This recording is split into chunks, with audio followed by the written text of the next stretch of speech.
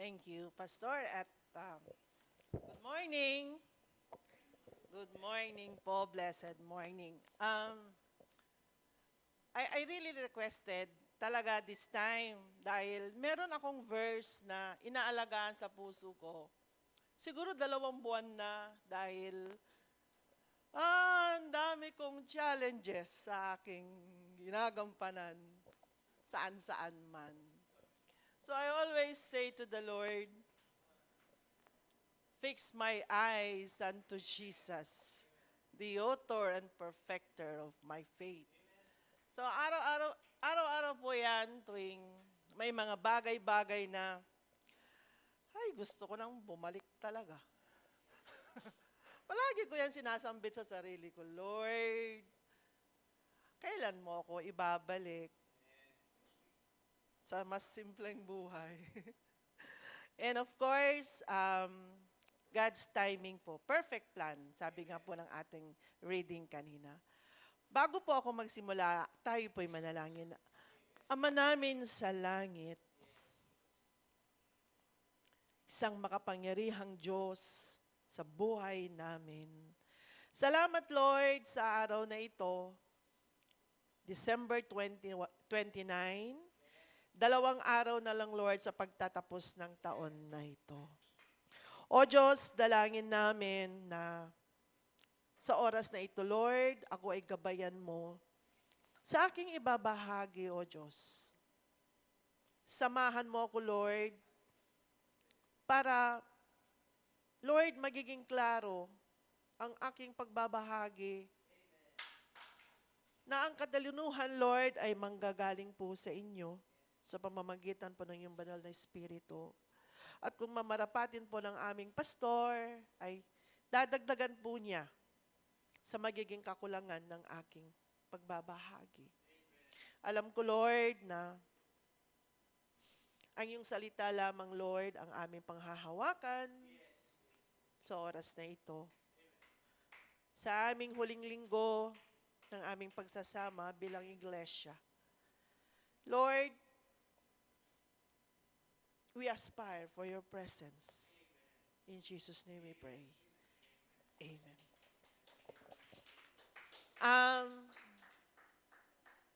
Kagaya nga po ng sinabi ko kanina, ay talagang ang daming araw, buwan ko itong inalagaan sa aking puso.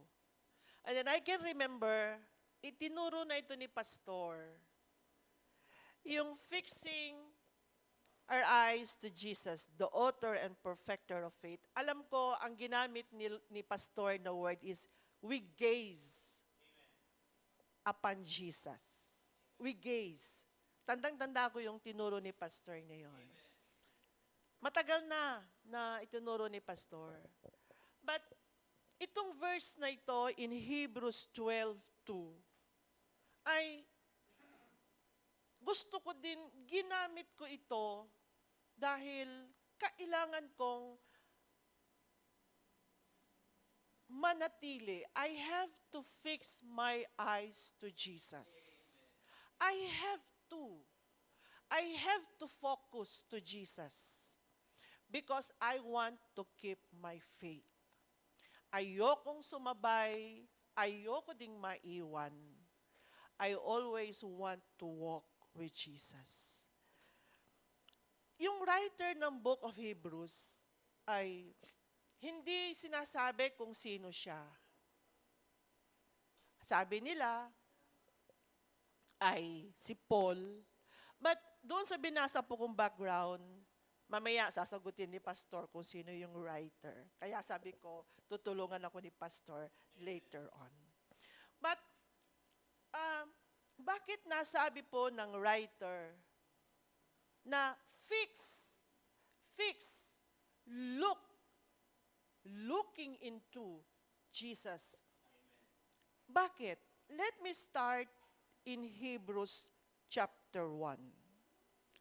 Alam niyo po, bago ko po i-present yung verse, alam niyo po ang mga naririnig ng mga salita ngayon sa global market.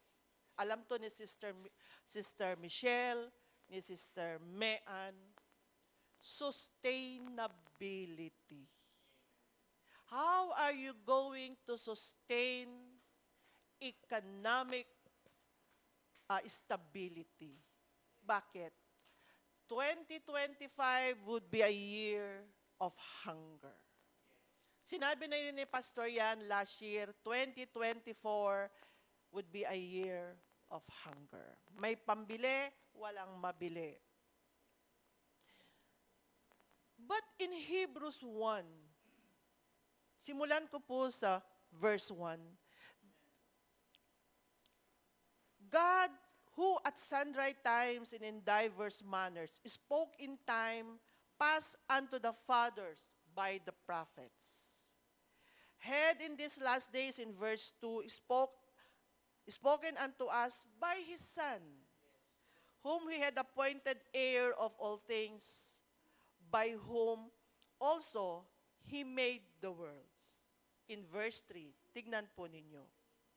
Who being the brightness of His glory, ang sabi po sa NIV, radiance of His glory, and the express image of His person, and upholding all things by the word of His power. See, ang verse na ito ay nag-click talaga sa akin as I was looking on the background. Sabi ko, it must be Jesus who is sustaining us. As we keep the faith, siya yung nagsusustain po sa atin. And sabi ko nga sa sarili ko, Jesus Christ is our spiritual sustainability. Siya ang nagsusustain because He is upholding us. He is upholding us. He is upholding things by the power, by the word of His power. Ano ba yung sustainability? Alam niyo po, sa trabaho ko, palagi kong tinatanong, yan bang ibibigay niyo magsusustain sa kanila? Yan ba pinag-aralan niyong mabuti? Para hindi sila pabalik-balit at palaging nanghihingi. Dapat nasusustain yun. Dapat yun nagbibigay ng pagbabago sa kanilang buhay. Ganon din tayong mga Kristiyano. As God sustains us through His Word, are we achieving change? Spiritual change. Or tayo po ba'y pabalik-balik? Angat, balik ulit. Jesus sustains us as we can achieve sustainability in life. Meaning, as we exist, our existence, our resilience, sa Tagalog, nagpapanatili sa atin. Si Jesus lamang po ang nagpapanatili sa atin. In Hebrews 2:1, as we remain in Jesus, ito ang sabi, we must pay the most careful attention, therefore, to what we have heard, so that we do not drift away. Uulitin ko po. We must pay the most careful attention. We ought to give the more earnest heed to things we have heard, lest at any time we should let them sleep. How do we keep the Word of God in our life? Do we really pay attention pag ba nagtuturo si pastor? Do we really pay attention? Or we are also busy talking? Sinasabayan natin si pastor. Do we really, meron dong word pay the most careful attention, therefore, so that what we have heard, we do not drift away. Drift away yung lalayo, stray away. Sa NIV, ito po ang sinabi. We ought to give the mere earnest heed to things we have heard, lest at any time we should let them sleep. S-L-I-P. Hindi po S-L-E-E-P. We do not sleep. We should let them sleep. In Psalm 119, the psalmist said, we store God's word in our heart that I may not sin against you. When we start sleeping away from God, and we start sleeping away during our worship service, dalawa yun, sleep and sleeping,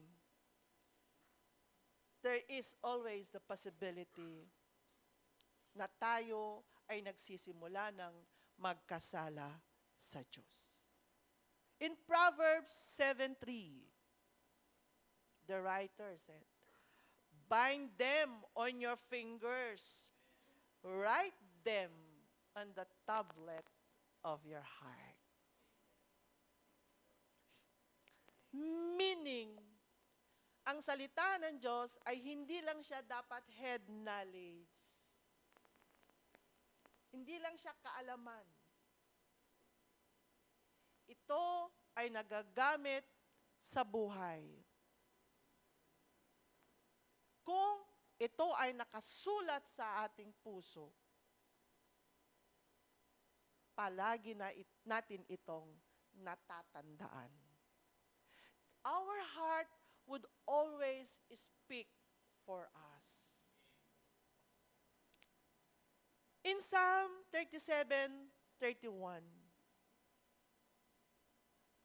the law of his God is in his heart, his steps do not sleep. If the law of God is in our heart, our step do not sleep. As I move on, palagi ko itong, ako kasi hindi ako mapag-memorize na tao. Pero, may benefit talaga at malaki ang advantage talaga if we continuously and consistently read the Bible and put it in your heart. You know why? There are a lot of times kasi, ako experience ko po ito, na pag ako ay naiimbita at nagsasalita, ang palagi kong tanong, Lord, ano ang sasabihin ko? Mas marami pa silang alam kesa sa akin. Pero isang bagay ang alam ko, kung hindi nila ito nagagawa, basahin ang Biblia. So anong ibabahagi ko? Mag-iisip ako ng verse. Sabi ko, Lord, tulungan mo ako maghanap ng verse para magiging angkop ito pag ako nagsalita.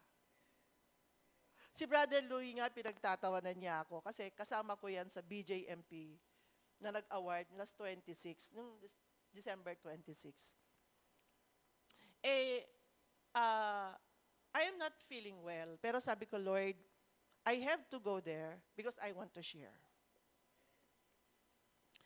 At nung tinignan ko po yung datos nila, kung bakit andun sila, ako ay talagang nalungkot. Kasi, lust of the flesh. And, sabi ko nga nagbigay po kasi kami ng set of bakery items worth 140. Kompleto po, may mixer and everything. Merong 2-layer na oven. At ang naging puso ko po doon is, i-train sila para paglabas nila, may kabuhayan po sila at bibigyan din ng set ng mga oven, kung para paglabas nila, meron po silang kabuhayan. Dahil isa po yun sa problema ng society natin. Paglabas nila, wala na pong post-care. So babalik na naman sila. So sabi ko, pagbutihin ninyo ang pag-aaral, learn the skill, train, para paglabas ninyo, may dala kayong kaalaman at makakapagsimula kayo sa mas magandang buhay at wala na kayong babalikan. Hindi kayo dapat bumabalik sa lugar na ito. At walang rason para kayo babalik. Alam niyo po, sabi ko, kaharap po yung jail warden. Ang katawan ng tao ay templo ng Diyos. At gagamitin natin ito para sa kanyang kalwalhatian without necessarily mentioning the case. Dahil alam niyo po, sa laki nun, halos lahat sila ay ganun ang kaso. At ganun din po doon sa una kong pinuntahan na Walungan. Ganun din ang kaso. And namamangha ako, sabi ko, Lord, ba't ganito? So, sila po yung, kaya binahagi ko po sa kanila na ang Diyos ang dapat pinanghahawakan, ang salita ng Diyos at ang Diyos, ang relasyon sa Diyos, ang dapat pinanghahawakan ng tao dahil tayo ay nasa proseso. And then I pray and I hope and I pray, naintindihan po nila yung ibinahagi ko dun sa oras na ito. Ganon din po tayong mga Kristiyano. Nagkakaiba lang po ang ating nagagawa sa ating buhay. Nagkakaiba po tayo. And I pray, sabi nga po dito, we must pay the most careful attention to what we have heard. What we have heard so that we do not drift away. We do not drift away.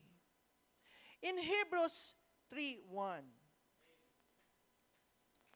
in Hebrews 3:1,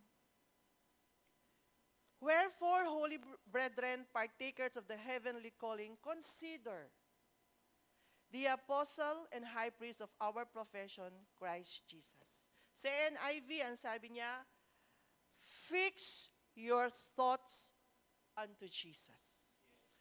Fix your thoughts unto Jesus.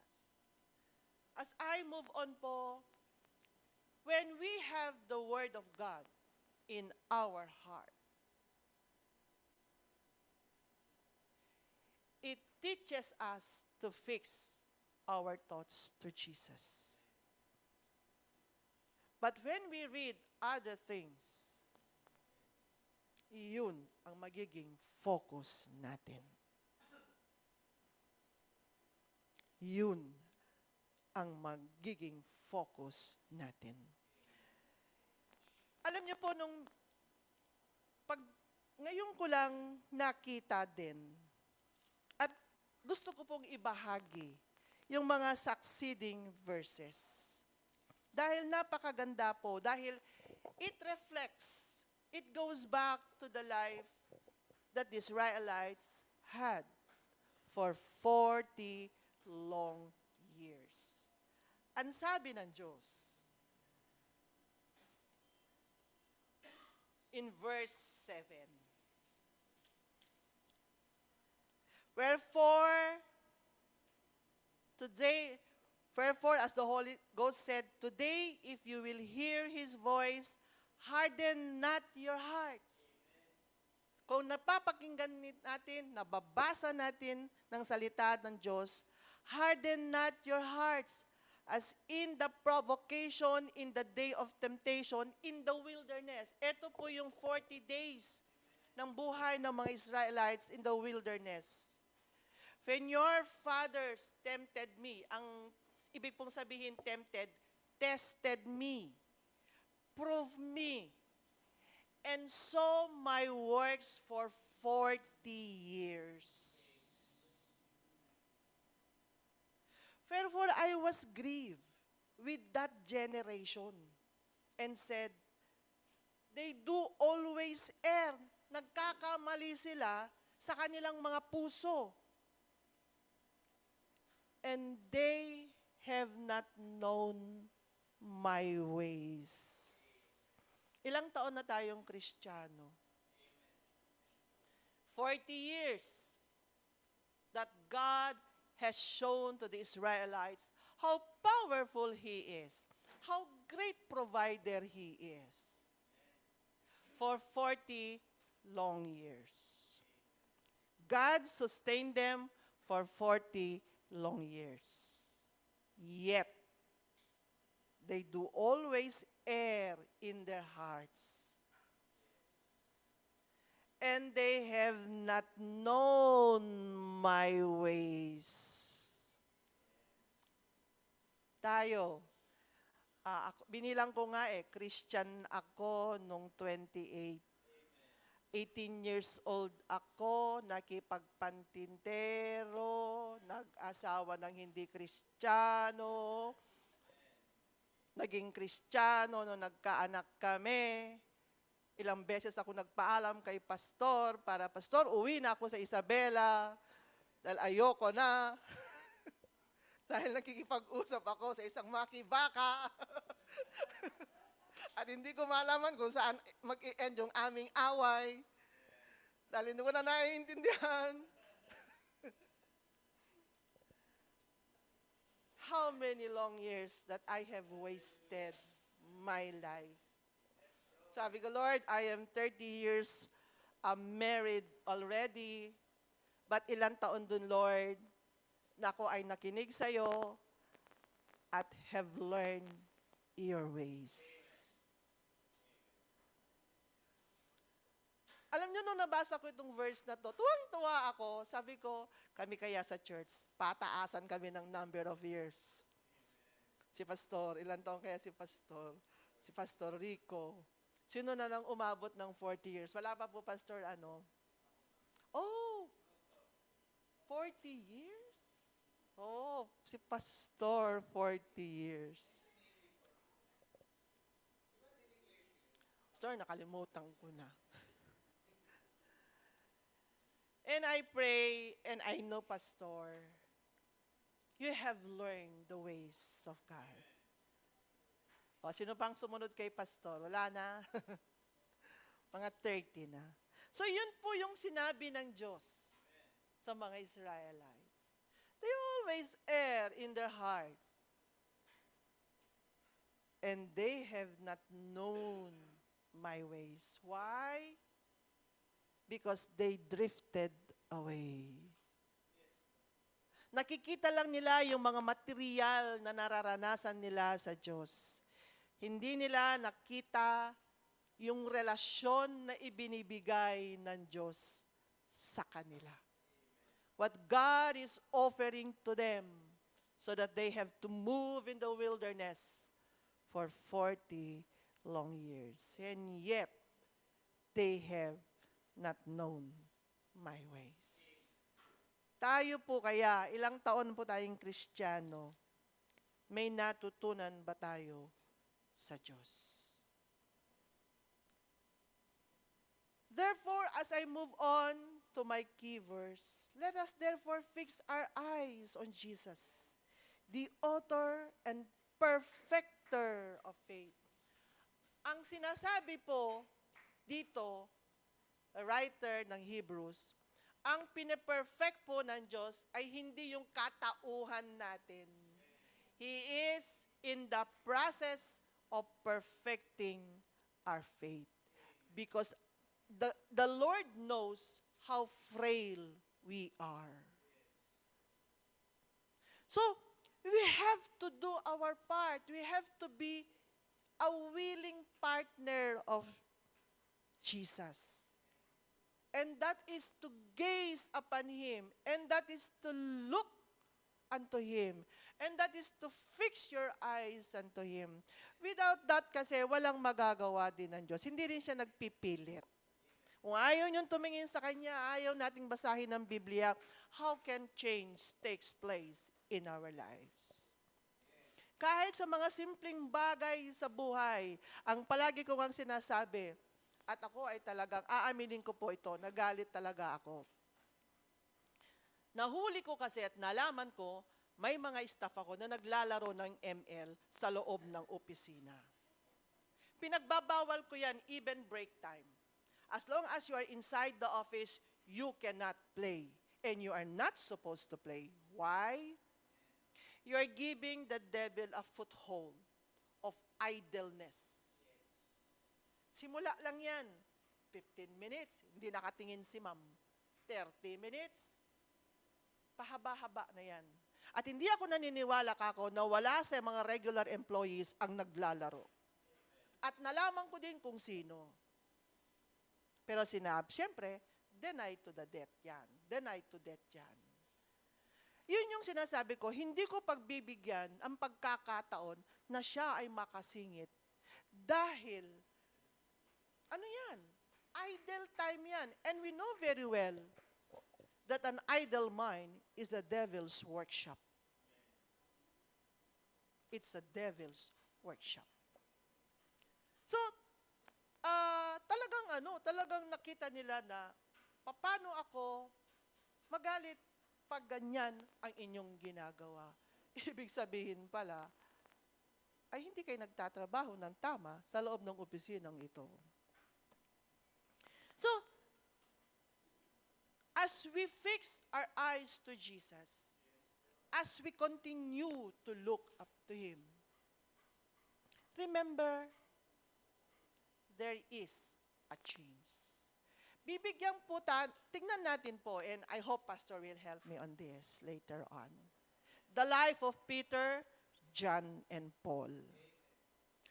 Peter, alam na po natin ang istoryang ito. In Matthew 26, when they were sailing sa isang dagat at malayo na kay Jesus because Jesus took time to pray. And then He followed through. At naglakad siya sa dagat. Tama ba yun, Pastor Rico? Dagat ba yun? And Peter saw Him. At inexpress ni Peter na gusto niyang lumapit kay Jesus at that time. And Jesus told him, "Come." And Peter started to walk towards Jesus. Pero nung malapit na siya, he lost sight of his goal to reach Jesus.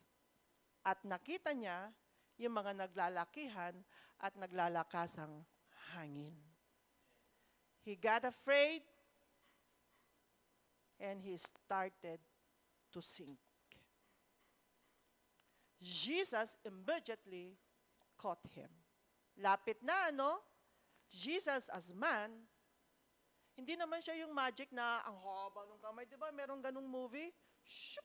Hindi.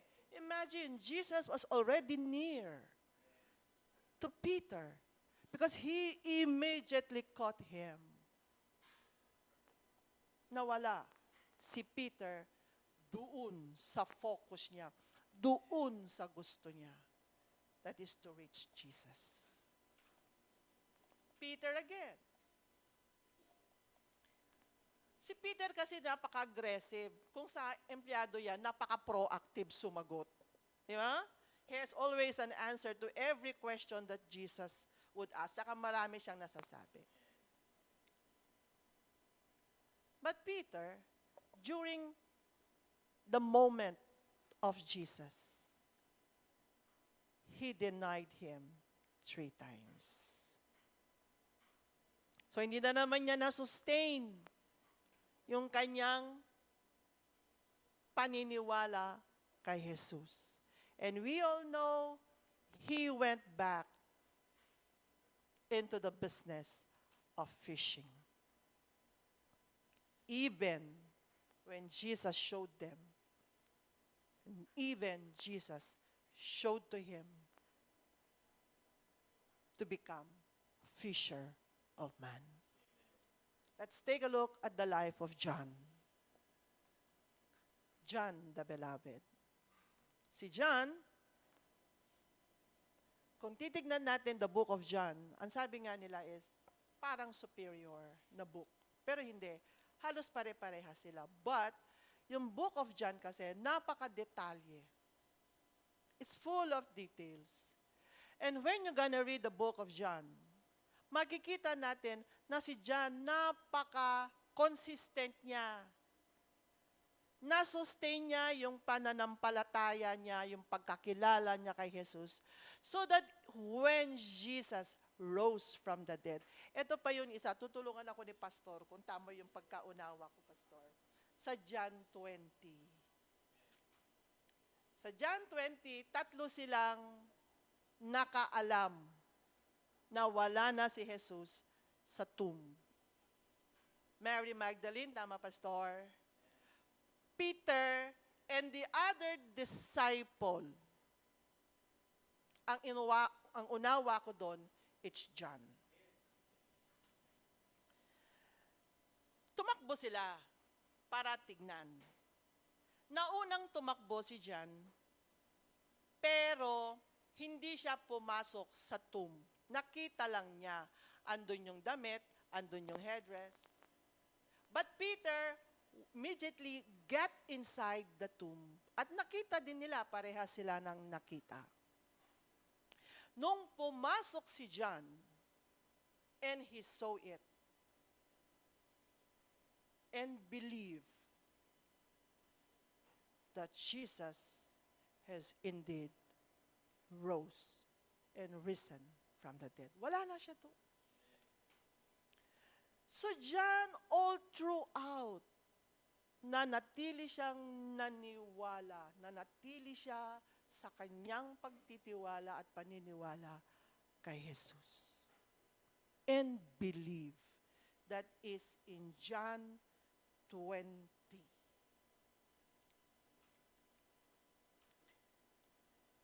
Let's take a look at the life of Paul. Last po na ito, na example. Paul is the greatest persecutor of all times. When Jesus called him, he was blind for 3 days. Blind siya ng 3 araw. Kasi nasilaw siya eh. Blind siya. He got blind for 3 days. Naging palaisipan ito sa akin. Sabi ko, Lord, anong ginawa niya ng 3 araw? Bulag. Hindi kumain, hindi uminom ng tubig. After 3 days, he regained his sight. He regained his sight. And he has this vision. And this vision was given to him that you will preach the word of God to the Gentiles. And Paul was consistent. Despite the challenges, despite the hardships and the trials that he went through, na-sustain niya yung kanyang pagkakilala kay Jesus bilang Panginoon niya at tagapagligtas. So that in 2 Timothy 4:7, I have fought the good fight, I have finished my course, I have kept the faith. See? Saan tayo doon? Peter, John, Paul. As I summarize, ito po yung nasa puso ko talaga. If we stray from the Lord, we will go astray. But if we fix our eyes to Jesus, the perfecter of faith, He will continue to fix our lives. He will continue to fix our lives. Because He promised He will perfect our faith. He is the perfecter of faith. Kahit po ako, nung inaaral ko ito, ay sabi ko sa sarili ko, Lord, you will perfect my faith. Because I could not reign with you, O God, an all-powerful God. When the time comes that you will be with us, Lord, if I do not have this perfect faith, paano ako ma-qualify to reign with you pagdating ng panahon? Let us assess ourselves. God is not asking perfect human being, but He is waiting for human beings who are willing to work with Him for the perfection of our faith. But if we are an unwilling partner, how can that perfection happens?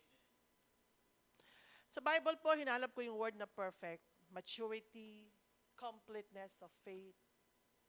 Pero mas masarap pakinggan kasi yung Jesus, my Savior and Lord, the perfecter of faith.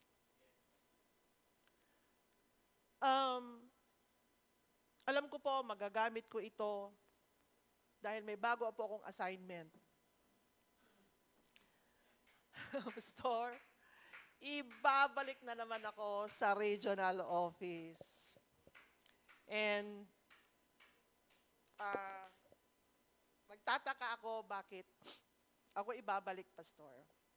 Sabi ko siguro hindi naman ako inayawan ng mga staff ko sa Quirino. But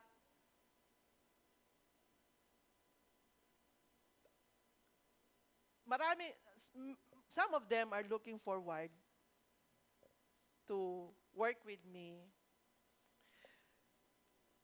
Sabi ko nga, Lord, pwede bang isang buwan lang? Kaya sabi ko sa office, sa region, baka pakihanda naman yung kwarto dyan. Ayoko na magrenta. Kasi sabi ko, Lord, pwede bang isang buwan lang? Ang election ban po hanggang March. Ang aking pong dokumento ay nasa undersecretary na po, December.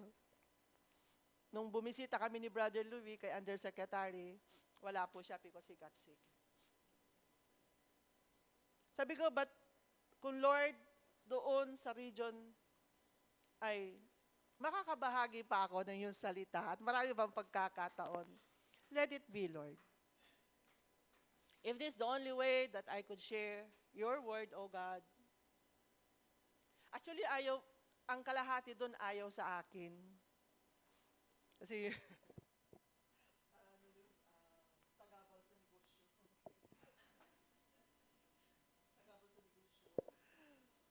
kasi po, nag-survey sila ng mga staff last December. Hindi nila nilagay ang pangalan ko sa mga gusto nila.